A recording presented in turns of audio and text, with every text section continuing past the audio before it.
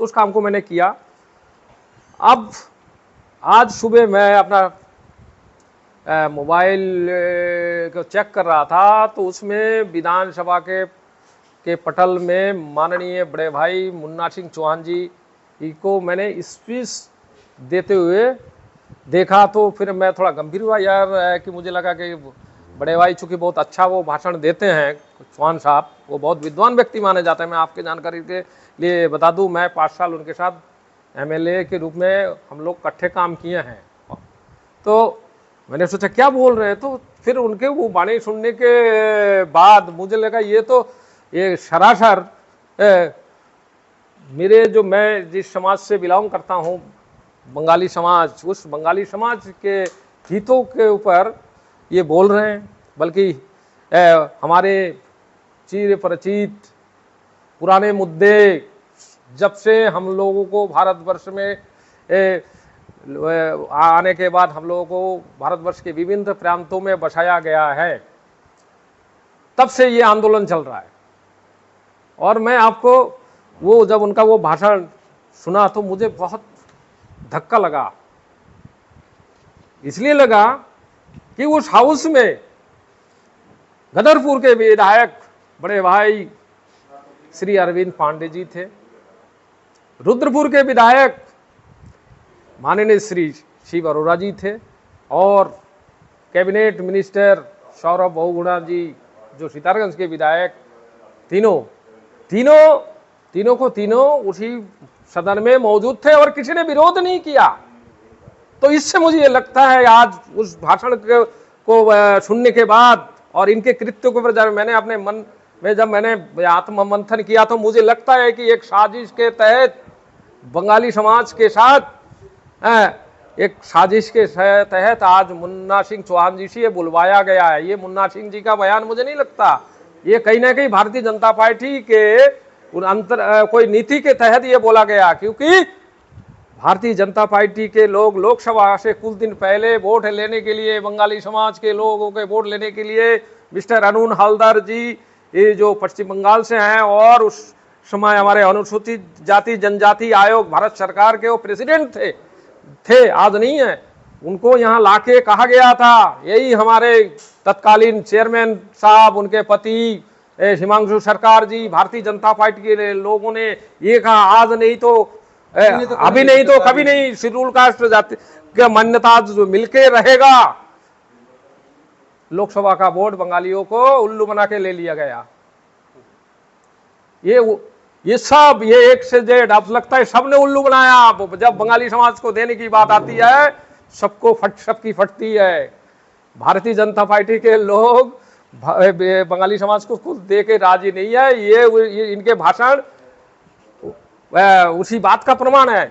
यदि नहीं है तो फिर अरविंद पांडे जी ने क्यों नहीं रोका, क्यों नहीं विरोध किया? सौरभ बहुगुणा, आप यहां से बंगालियों के समाज, बंगालियों के वोट के बल पे आज कैबिनेट मंत्री हो, तुम्हारे बाप को जिताया, तुम्हें जिताया, अब तुम मंत्री हो, 2 बार तुम्हें जिताया, तुम भूल गए?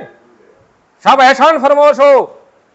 मैं कहना चाहता हूं शिव अरोड़ा जी, आपको क्या बंगाली समाज ने वोट नहीं दिया?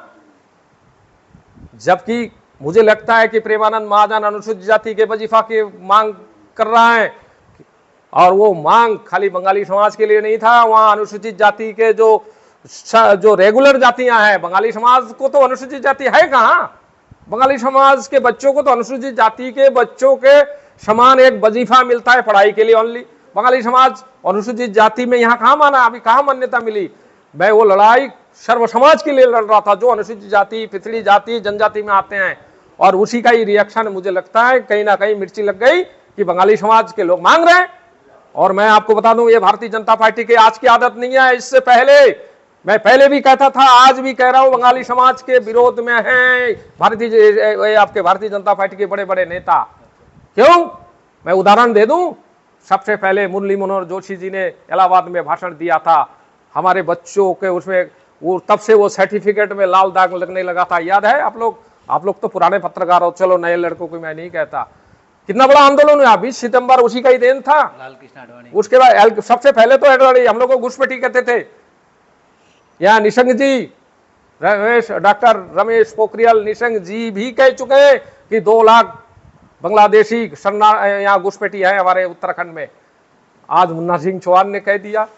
अब हम लोगों अब मैं तो आप लोगों के माध्यम से ये कहना चाहता हूँ कि जनता जागरण से तो बाद में कहूँगा, मैं कहूँगा भारतीय जनता पार्टी के जो हमारे समाज के जो नेता हैं उन लोग इस चीज का यदि उन्होंने सही कहा है तो इसका समर्थन करे और नहीं तो विरोध करे।